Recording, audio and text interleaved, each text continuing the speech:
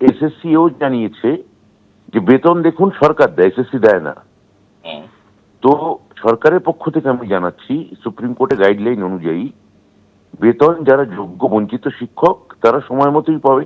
বেতন কারা পাবেন? যারা যোগ্য বঞ্চিত তারা অবশ্যই বেতন পাবেন। আমাদের আপনার সূক্ষ্ম কারিগরি দিয়ে সাজানোর জন্য ধন্যবাদ। সূক্ষ্ম কারিগরির ধারা যা সোনাকে বানায় সেনকো। সেনকো, আনন্দের ধারা।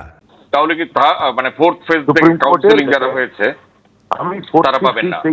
এইসব কাউন্সিলিং আমি জানি না, আপনি কি কথা বলছেন। এটা এসএসসি বলতে পারবে। বেতন যারা বঞ্চিত এবং যোগ্য তারা প্রত্যেকে পাবেন।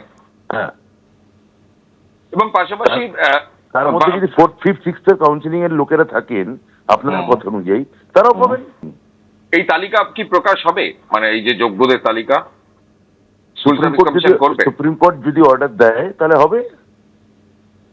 সুপ্রিম আমাদের এখন অব্দি আইনি পরামর্শ অনুযায়ী এসএসসি যেটা জানিয়েছে তারা এই ধরনের কোনো মতামত ইতিবাচক পায়নি। সুপ্রিম কোর্টের অর্ডারেও কোথাও লেখা নেই যে যোগ্য অযোগ্য তালিকা দিতে হবে, কোথাও আছে কি নেই। তো এর সলিউশন হচ্ছে রিভিউ পিটিশন গিয়ে আপাতত যারা যোগ্য তারা সবাই মাইনে পাচ্ছেন, তাহলে এই রিভিউ পিটিশন অব্দি অপেক্ষা করা।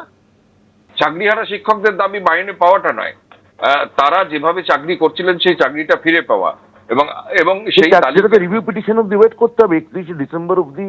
তাদের তো একটা সুপ্রিম কোর্ট তাদের একটা রিলিফ জোন দিয়েছেন।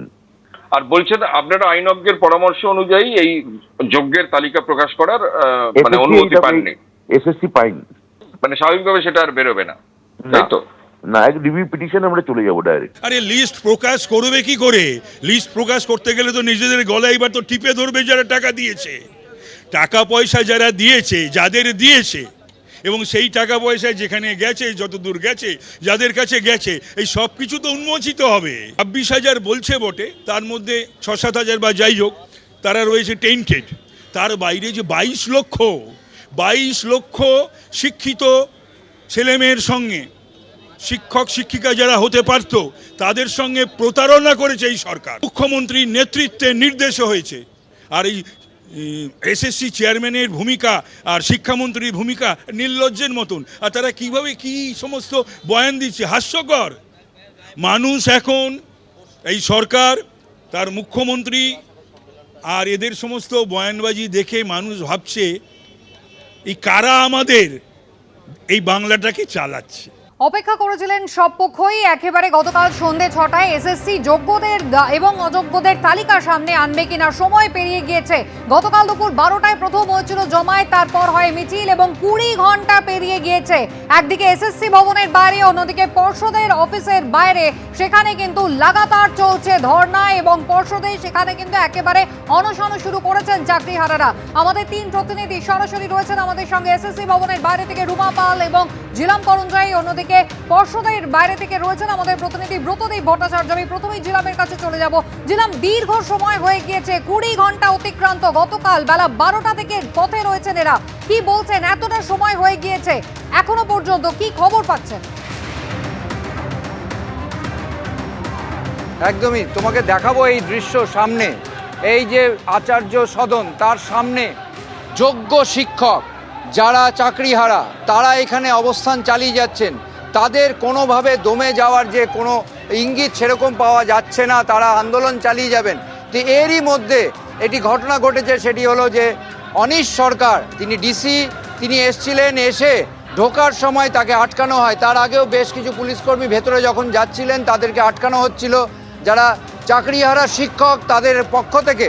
এবং সেক্ষেত্রে অনিশ সরকার তিনি বলে গেছেন এইভাবে ভেতরে যাওয়া, অর্থাৎ পুলিশ কর্মী বা এই আচার্য সদনের যারা কর্মী তাদের খাবার জল এগুলো নিয়ে যাওয়া যদি আটকানো হয় এটা ঠিক নয়। এবং এই বিষয় নিয়ে তিনি সরাসরি বলেন যে এই বিষয়টা কোনোভাবেই করা যাবে না, এইটা মানবাধিকার লঙ্ঘন হচ্ছে। আপনারা কি বলেন, এই অনিশ সরকার যে বিষয়টা বলে গেছেন খাবার জল নিয়ে যেতে আটকানো হচ্ছে, অথচ আপনারা ঘোষণা করলেন, তিনি বললেন পুলিশ কর্মীদের ঢুকতে দেওয়া হচ্ছে না, এইসব কি বলবেন এই বিষয়? না, আমরা অলরেডি বলেছি। আমরা এক্ষুনো ওই স্যার যিনি আছেন দাঁড়িয়ে তাকে আমরা বললাম, ওই যে দেখতে পাচ্ছেন তাদের জন্য জল এবং খাবারের প্যাকেট পৌঁছে যাচ্ছে। আমরা তাদেরকে এক্ষুনি বললাম যে যাদের ডিউটি রোস্টার শেষ হয়েছে তাদের আগে বার করুন, তারা আগে বাইরে চলে যাক, তারপরে যতজন যাচ্ছে ঠিক সেই রোস্টার মেনে ততজনকেই আমরা নতুনদের মধ্যে থেকে ভেতরে ঢোকাতে দেবো। দেখতে পাচ্ছি আমার সহকর্মী দিব্যেন্দুকে দেখাতে বলবো সেই দৃশ্য। এই যে সামনে যে বিষয়টা পুলিশের পদস্থ কর্তা তিনি বলেছিলেন যে পুলিশের জল খাবার সেগুলো যেতে আটকে দেওয়া হচ্ছে। এখানে আন্দোলনকারী অবস্থানকারী চাকরিহারা শিক্ষকরা, যোগ্য শিক্ষকরা, তারা সেই জিনিসগুলো দেওয়ার জন্যে তারা উদ্গত হয়েছেন এবং তারা আছেন এবং তাদের সঙ্গে কথা বলবো। কি বলবেন, এইটা পুলিশের পরে আপনাদের থেকে উদ্যোগ? হ্যাঁ, এটা অবশ্যই আমাদের থেকে উদ্যোগ। আমরা এভাবে রাস্তা আছি, ওনারা তো এসি ঘরে বসে আছেন, তারপরেও আমরা আমাদের তরফ থেকে তাদের যেন কোনো অসুবিধা না হয় সেই জন্য আমরা ব্যবস্থাপনা করেছি। বিশেষ করে কিছু খাবার, ফল ইত্যাদি আমরা পৌঁছে দেওয়ার চেষ্টা করছি। আপনারা কি বলছেন, এই অবস্থান চালিয়ে যাবেন? সরকার তো স্পষ্ট বলে দিয়েছে যে সুপ্রিম কোর্ট বললে তবে প্রকাশ করা যাবে। হ্যাঁ, এই প্রসঙ্গে একটা খুবই উল্লেখযোগ্য কথা বলতে চাই। সুপ্রিম কোর্টের অর্ডারটা ওনারা মানছেন। সুপ্রিম কোর্টের কনক্লুশন পার্টে পরিষ্কার করে বলে দেওয়া আছে যে হাইকোর্টের রায়কে মান্যতা দেওয়া হলো। তাহলে হাইকোর্টের রায়কে যদি মান্যতা দেওয়া হয় তাহলে আজকে উনি নতুন করে একটা পাকামি শুরু করেছেন যে 1 থেকে 3 এদেরকে বৈধ তালিকায় রাখবো, 4 থেকে 8 বা আদার্স সেগুলোকে আমরা অবৈধ তালিকায় রাখবো। তাহলে উনি আসুন, হাইকোর্টের রায় মানতে আসুন। হাইকোর্টের রায়ে কিন্তু পরিষ্কার করে ইনার ডিক্লারেশন এবং হাইকোর্টের মান্যতা সব কিছু কিন্তু এটা বলে না যে 1 থেকে 3। অর্থাৎ নাটকীয় দৃশ্য দেখছো এই মুহূর্তে আচার্য সদনের সামনে। চাকরিহারা যোগ্য শিক্ষকরা, তাদেরকে বলা হয়েছিল, অভিযোগ ছিল তারা জল খাবার পুলিশদের দিতে যাচ্ছে না এবং এখানে আমরা দেখছি তারাই সেইগুলো দিতে আসছেন। আমরা তাদের সঙ্গে কথা বলবো, জানার চেষ্টা করবো আপনারা এইগুলো কাকে দিচ্ছেন, কেন?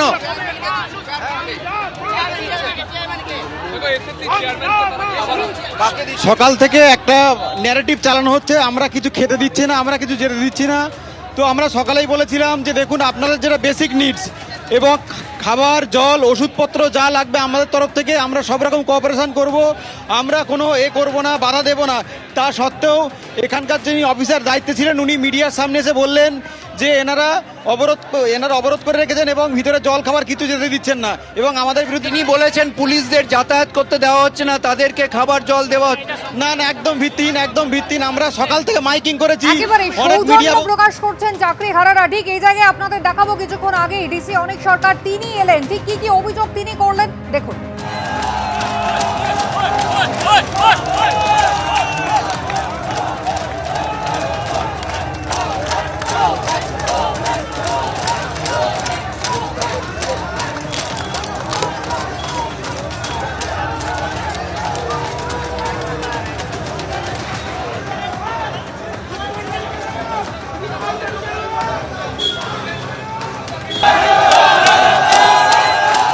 শান্তিপূর্ণ প্রতিবাদে আমাদের কোনো আপত্তি নেই, কিন্তু যদি এরকমভাবে খাবার, জল, খাবার জিনিস সেইগুলো আটকানো হয়, অনেকক্ষণ ধরে কাল সকাল থেকে সব লোকজন এখানে আছে, তারা যখন ঢোকবার চেষ্টা করছে, পুলিশের বিশেষ করে যখন ঢোকার চেষ্টা করছে, বেরোনোর চেষ্টা করছে, বহু এখানে ইনসিডেন্টস হয়েছে, এখানে ধাক্কাধাক্কি দেওয়া হয়েছে, আটকানো হয়েছে।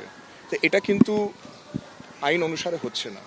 আমি ওনাদেরকে অনুরোধ করব, ওনারা শান্তিপূর্ণ অবস্থান যা করছেন করুন, কিন্তু এই জিনিসগুলো যেন না করা হয়। ওনারা সবাই সরকারি কর্মচারী, তাদেরও কিন্তু পুলিশ ভেরিফিকেশনের একটা ব্যাপার আছে। সেই জন্যে শান্তিপূর্ণ প্রতিবাদে আমাদের কোনো আপত্তি আগেও ছিল না, এখনও নেই।